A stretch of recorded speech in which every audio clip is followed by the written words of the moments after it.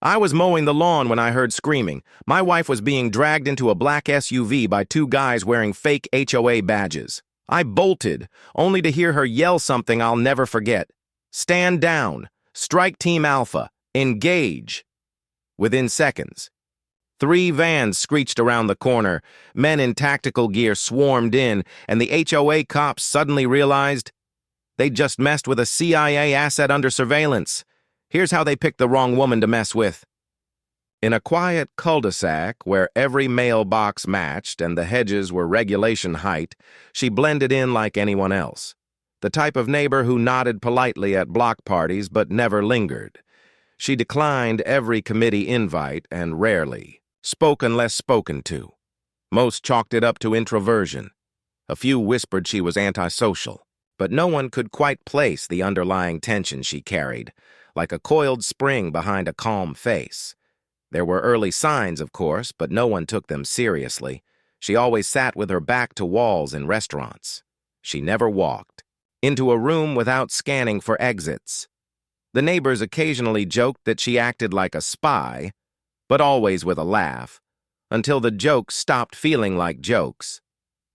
One HOA board member, an older man who fancied himself the neighborhood authority, had once mocked her openly during a meeting. He pointed out her security cameras, 6 of them, all high grade, and pointed in directions that seemed unnecessary. "Paranoid much?" he'd said with a smirk. She didn't respond. She just stared at him, like she was calculating something. It silenced the room more than any outburst could have, but the cameras weren't decoration. They were data points. And she wasn't paranoid. She was aware. While others noticed their lawns, she noticed patterns. Vehicles that shouldn't have. Been there. HOA inspectors, showing up with no notice or written warnings. A black SUV with tinted windows parked in different spots around the neighborhood for over a week. It never stayed in one driveway and never left while anyone was watching. Letters began appearing, quietly, anonymously. They were marked with HOA letterhead but bore no contact info.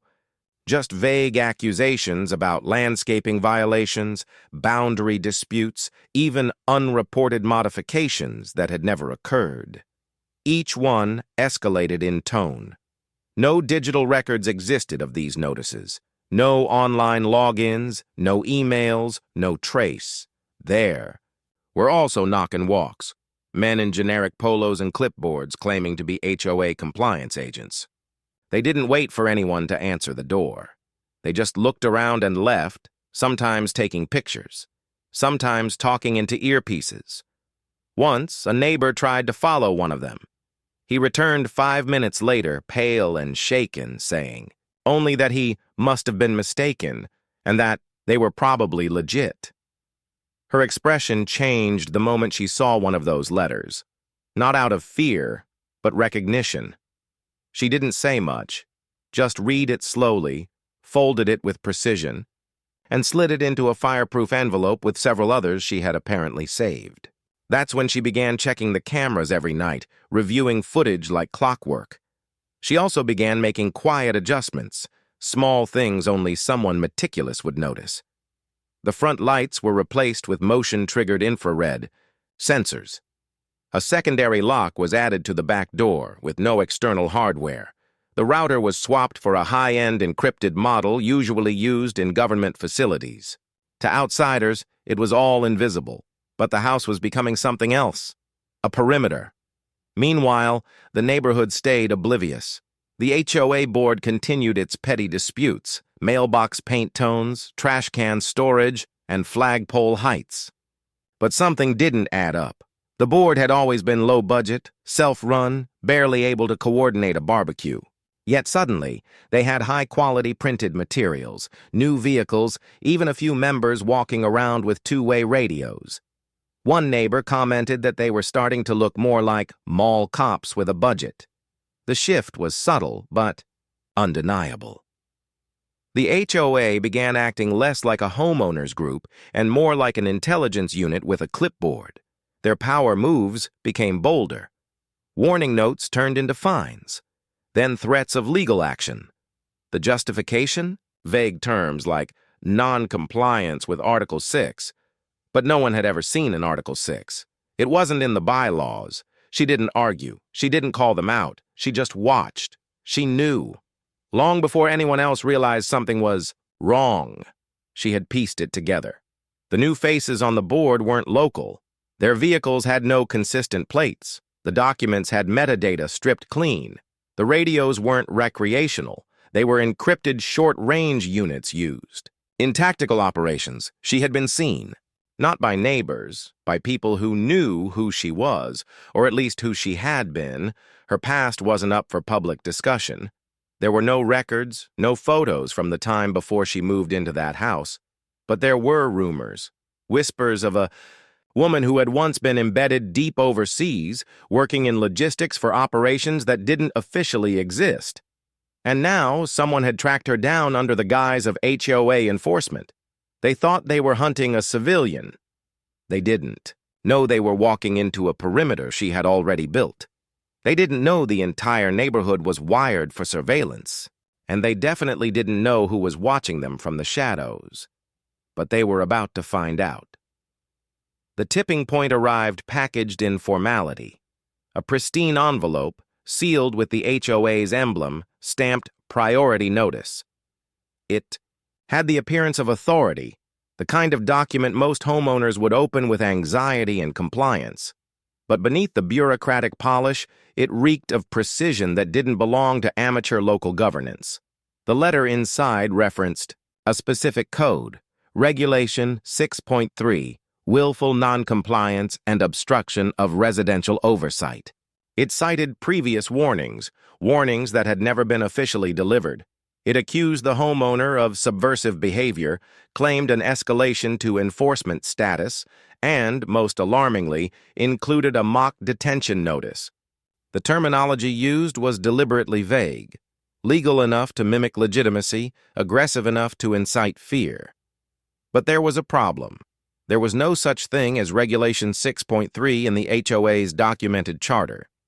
There had never been an enforcement status, and no HOA in the United States, regardless of size or influence, had the authority to issue what appeared to be a civilian rendition order disguised as a compliance notice.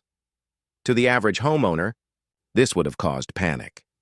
But to someone trained to read between lines, to someone with a history of decoding layered communications, the letter wasn't a threat, it was a signal, and more importantly, it was a mistake. Everything about the notice was too clean, too clinical.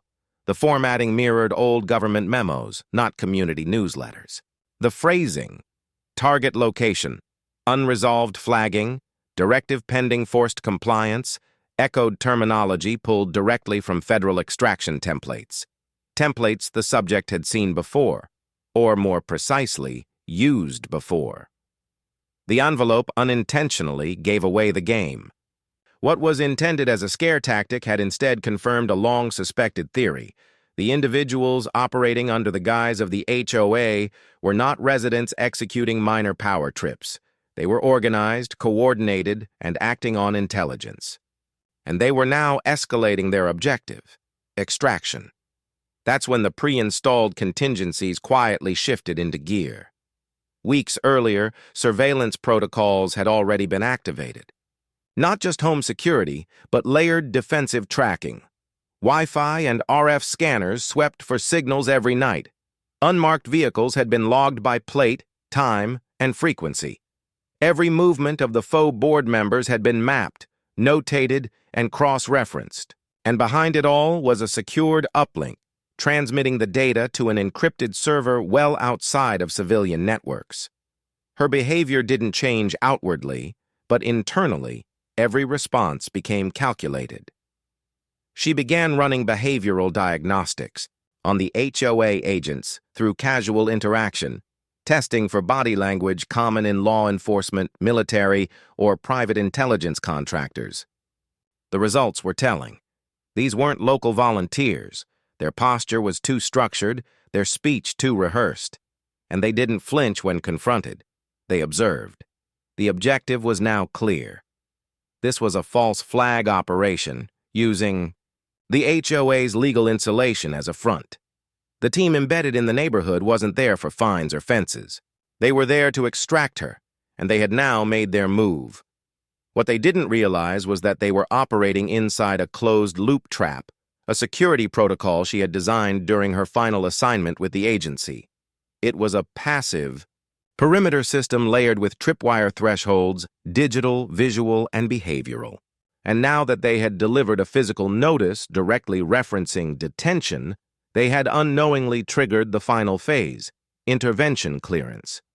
Prior to this escalation, her contact protocols had remained dormant, a silent beacon, disguised. Within a smart home routine, had been transmitting irregular heartbeat biometric data to a third-party failsafe. But now, with a formal abduction attempt initiated through fraudulent HOA paperwork, that failsafe activated. Within minutes of the notice being opened, 3 things occurred in parallel. A dead drop message was pushed to a secure government relay node confirming false authority engagement. A mobile surveillance unit, previously unmarked and idle, shifted into active tracking, rerouting external observers closer to the residential zone. Her encrypted device, synced to a secure agency network, updated her operational clearance from retired on leave to active contingency asset. In layman's terms, the system interpreted the situation as an active compromise of a dormant CIA operative under watch. In agency terms, it meant counter-extraction had just been authorized. For the team impersonating HOA agents, this was a fatal miscalculation. They assumed the subject was a civilian, softened by years of suburban life. They believed their cover was sufficient, their paperwork intimidating enough to trigger panic or flight. They failed to recognize that their actions had been studied weeks in advance, that every step had been monitored, and that the target wasn't a target at all. She was a trap they had willingly walked into. The letter hadn't frightened her. It had validated her suspicion, and that validation gave her full authority to activate the strike team. The operation began just after 3 p.m., timed perfectly with school pickups and commuter traffic, a calculated move. Fewer eyes, predictable movements, and the assumption that afternoon chaos would mask anomalies. That was the abductor's first mistake. The second was assuming she traveled alone. A black SUV with temporary plates rolled up slowly, hesitated at the curb, then lurched forward with deliberate aggression. It was staged to look messy, like amateurs losing control. But it wasn't messy. It was a tactic straight out of the Cold War-era playbook: shock and contain. The goal wasn't to disappear the target quietly. It was to make the abduction look accidental, unplanned, disorienting to anyone watching. What they didn't realize was that the disorientation worked in reverse. The moment the vehicle door flung open and the fake enforcement officers emerged in matching polos and earpieces, she had already clocked the formation. There were 3 men, 1 driver, 2 extractors. No insignias, no real badges, but just enough bluff to confuse a civilian. Their gear was stripped-down tactical, non-lethal stun units, zip ties, and blackout hoods. Their attempt at speed was deliberate but flawed. They underestimated how long she'd been mapping their behavioral patterns. They didn't notice the discreet tap she gave to her collar, one motion under a second, almost reflexive. To anyone else, it would have looked like she was adjusting a mic. To her embedded team, it was the code for go loud. The moment they touched her, the mission ended. Not theirs, hers. She was no longer observing, now she was bait. The collar she wore wasn't just a passive mic. It was connected to a secure frequency, hardwired into a private comms channel monitored by a QRF, quick reaction force, that had been staged within city limits under diplomatic cover. A shadow team composed of former CIA contractors, all off-book, with clean access to gear and vehicles indistinguishable from domestic assets. Once she gave the command, 3 silent activations were triggered across the grid. Overwatch drones, previously grounded and dormant, went airborne from a disguised utility van 2 blocks away, programmed to target heat signatures and vehicle chassis. Interceptor SUVs, posed as delivery vans and pest control trucks, rerouted in under 90 seconds using autonomous driving protocols. Strike personnel, hidden in plain clothes at key neighborhood exits, began converging without sirens or warning. By the time the abductors had her inside the SUV and began pulling away from the curb, the entire neighborhood had become a sealed perimeter. The first drone hovered 30 feet above the vehicle, silent and invisible to the naked eye. It locked onto the thermal profile and began feeding footage to a mobile command node. The abductors never noticed. Their driver was focused on a side street exit. The 2 others in the back seat were distracted, trying to subdue their target, who, by all appearances, wasn't resisting. That illusion was the final piece of the trap. She wasn't resisting because she didn't need to. At 3:07 p.m., a coded pulse was transmitted from her mobile beacon. To the outside world, it was nothing. A blip. To the strike team, it was confirmation. Target in vehicle, signal verified, clearance for engagement. The response was surgical. 3 black SUVs boxed in the abductor's car at the next intersection. No honking, no warning, just coordinated. Physics, blocking escape, denying movement, disabling the engine with a directed EMP. The abductors reached for sidearms but never got the chance. Before a single threat could be voiced, flashbangs detonated from tactical tubes launched at knee, height, non-lethal, directional, and calibrated to stun, not injure. It was over in 27 seconds. The 2 men in the back were extracted, zip-tied, and hooded. The driver was pulled through the side window and disarmed with force precise enough to dislocate, but not break. Tactical agents in civilian gear melted into position, covering every approach angle. None of them wore body cams. They didn't need evidence. The mission wasn't about prosecution. It was containment. And just like that, the neighborhood went from quiet suburbia to a sealed theater of operation. The residents never saw it clearly. At most, they heard the pop of the flashbang, caught, a glimpse of black vehicles, maybe a figure in dark gear. But no sirens followed, no press, no fallout. The whole event disappeared within 5 minutes. Vehicles gone, captives extracted, scene sanitized. The fake officers had no idea who they were messing with. They assumed they were targeting a retired analyst. Instead, they'd triggered a counter-surveillance strike by a shadow unit operating under contingency protocols only activated in worst-case compromise scenarios. As for the HOA board, every so-called member vanished the next day. No goodbye letters, no contact numbers. Their houses were emptied by moving crews that didn't appear on any local service rosters. It was as if they had never existed, because in truth, they hadn't. They were covers, fronts, temporary identities meant to get close, then disappear. The mistake wasn't the extraction attempt.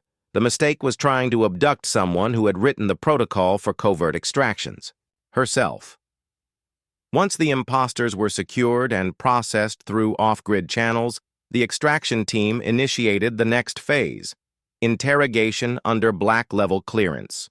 No local precincts, no federal desks. This was handled through a closed-loop agency protocol designed for domestic infiltration threats. And what came out wasn't just unexpected, it was destabilizing. The captives weren't freelancers or petty impersonators. They were former intelligence, contractors, with records wiped clean, paychecks rerouted through shell corporations, and cover identities built on false HOA registrations. Their mission wasn't to abduct civilians, it was to recover compromised assets, specifically ex-agents, with classified operational memories, and the HOA, it had never existed in any legal database, not as a registered nonprofit, not even as a residential board. Every rule it enforced, every citation issued, every complaint mailed, it was all scripted. Pre-written communications designed to instill anxiety, build control, and test psychological thresholds. What appeared as a slow power grab over community fences and mailboxes was actually behavioral manipulation, meant to measure responses to pressure, compliance, resistance, and paranoia. It was a live experiment. Worse, your address was ground zero. For nearly 8 months, the neighborhood had been under a psychological pressure dome. New homeowners had been planted. Regular residents slowly moved out under the guise of relocation or property disputes. Even the dog walkers and delivery drivers? Many were paid observers. Some were behavioral analysts, trained to assess routines and capture micro-expressions, using high-fidelity dashcams. What was the target? Not just your wife. It was her memory. She wasn't just a former analyst or retired spook. She had been the architect of an intelligence protocol that never made it into official agency doctrine, an off-book contingency blueprint for handling deep-cover operatives going rogue. That blueprint had disappeared after her last operation. Until now, the agents posing as HOA enforcers had been instructed to either retrieve her or confirm her mental deconstruction, either through environmental stress or forced capture. But the plan unraveled when they underestimated her current network and the clearance level still attached to her inactive status. The entire community around you wasn't just a cover. It was a sandbox operation, a synthetic environment, created by a rogue faction led by a former agency operative who had vanished from internal databases nearly 3 years earlier. Known only by a code name, Halcyon. Halcyon had been removed for violating international rendition protocols. He disappeared before his tribunal, but while he vanished, his assets didn't. They splintered, fractured into contract networks, and began building their own extraction empire. Under the guise of local organizations, neighborhood watch groups, and yes, even HOAs. What they wanted wasn't revenge. It was access. Access to the one person who knew how to dismantle their entire back-channel operation before it went global. Your wife. What you believed to be passive homeownership, trash days, lawn citations, neighbor complaints, was actually a prolonged psychological surveillance test. They watched how she responded to false accusations. They tracked how she countered hostile authority. They studied how she protected assets, you specifically, when under threat. But their final objective wasn't data. It was containment. They wanted her neutralized before she could transmit the real intel, the locations of other agents in hiding, people like her, people who were supposed to be off-grid. And here's where it got worse. You hadn't just been living beside the operation. You had unknowingly been inside it. Your home had been wired with dormant recording devices long before you bought the property. Everything, conversations, routines, arguments, financial behavior, had been logged and tagged. Your Wi-Fi router, custom firmware, your smart fridge, GPS pinging every 30 minutes to a server disguised as an appliance repair database. The house itself was a listening device, and you were the unaware asset inside it. They assumed you'd be predictable. They expected you to break under stress. Instead, your stability became proof of her tactical strength, and that's what triggered the abduction order. But here's the twist. What they didn't realize is that your wife was never out of the game. Her retirement was a fabrication. She had been embedded by the agency to lure the rogue faction out. You weren't the bait. She was. And the moment they made physical contact with her, the agency was given full legal clearance to expose Halcyon's entire operation. What looked like a failed abduction was actually the final data point required to greenlight a massive internal sweep. Within 48 hours, 13 suspected HOA groups across 3 states were simultaneously dismantled. Arrests were made quietly. Properties seized under silent court orders. No news coverage, no scandal, just vanishing operations, like smoke, and the house you thought was your home. It became the headquarters of one of the most successful domestic sting operations in modern intelligence history. You weren't a victim. You were part of the blueprint. At sunrise, the operation went into its final phase. Erasure. No press releases. No media vans, no headlines, just quiet replacements, one by one. The first change was the HOA sign at the neighborhood entrance. It disappeared before most residents had their coffee. In its place, a slim metal stake with federal markings. U.S. property seized under Code 519E, Covert Entity Dissolution. Few knew what that meant. Fewer dared to ask. By 10 a.m., all mailboxes connected to the HOA network were disconnected. Utility trucks showed up without logos, working in silence. Communications were severed. Surveillance networks, those hidden behind smart home integrations, were wiped and replaced with federal-grade monitoring tools. Not to spy, but to prevent reinfiltration. One house had already been condemned. Another was bulldozed by nightfall, officially labeled for structural compromise. But in reality, it had served as the operational command post for Halcyon's neighborhood division. Its hard drives had been extracted, shipped to Langley, and within 2 hours, rerouted to forensic analysts buried beneath the Nevada desert. Across 3 states, the story repeated. Homes disappeared. So did names. Over 47 individuals linked to the rogue HOA ops were apprehended. Not arrested in the usual sense, but detained under national security protocols. No trials, no appeals, just disappearances.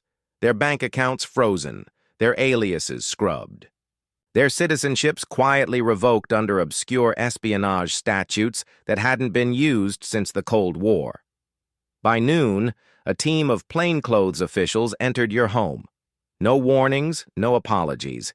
They handed you a sealed envelope with relocation, details, a new identity package, access to a property under deep cover protection. When you opened it, there was no name, just a 6-digit ID, a new home key, and a code word. You didn't ask questions. You understood what it meant. Your wife didn't pack anything. She'd already prepared for this.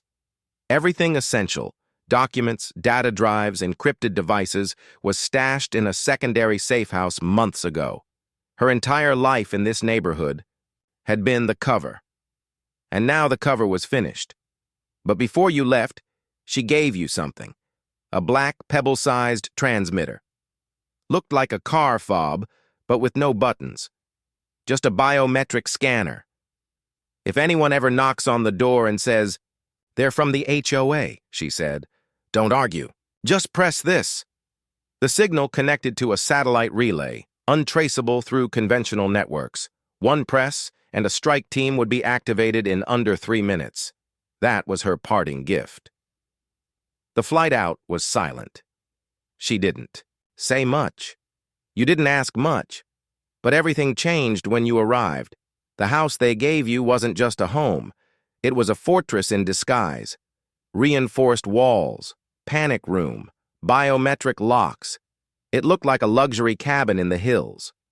But every brick had a reason. Every window had a blind spot map. You were no longer a civilian.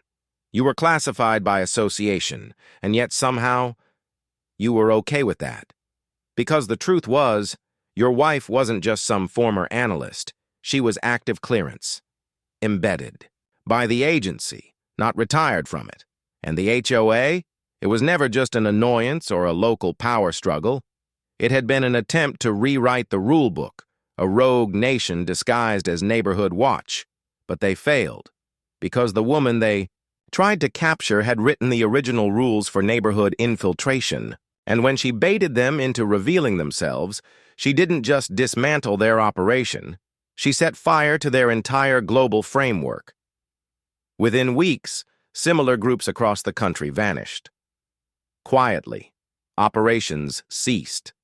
Funding dried up. Private military contractors were blacklisted. The term HOA suddenly became radioactive in certain intelligence circles. Even whispers of it triggered internal sweeps. And a new phrase entered the agency's lexicon: the Karen Protocol, slang for rogue domestic operations masked as civilian organizations. All thanks to her. Now, no one talks about the neighborhood. It doesn't show up on Google Maps. Its real estate listings are gone. Street names were changed, coordinates scrambled in civilian GPS apps. What remains is a ghost imprint, used only in agency briefings about how close they came to a domestic breach of control. As for you, you live quietly. No visitors, no neighbors, no questions, and occasionally, just once in a while, you receive an encrypted postcard with no return address. It always reads the same. They tried, they failed. The HOA is permanently dissolved. You married into something you didn't understand. But now you're part of it. They messed with the wrong woman, and you'll never look at a homeowner's association the same way again. If you think this was wild, just wait. There's more where that came from. Don't miss out on the jaw-dropping stories that expose the secret world of HOA chaos. Hit that subscribe button and join the community that's already hooked on the truth. Welcome to the HOA Stories, where we uncover the real drama behind every HOA nightmare. Stay tuned because you never know who's watching and what's next.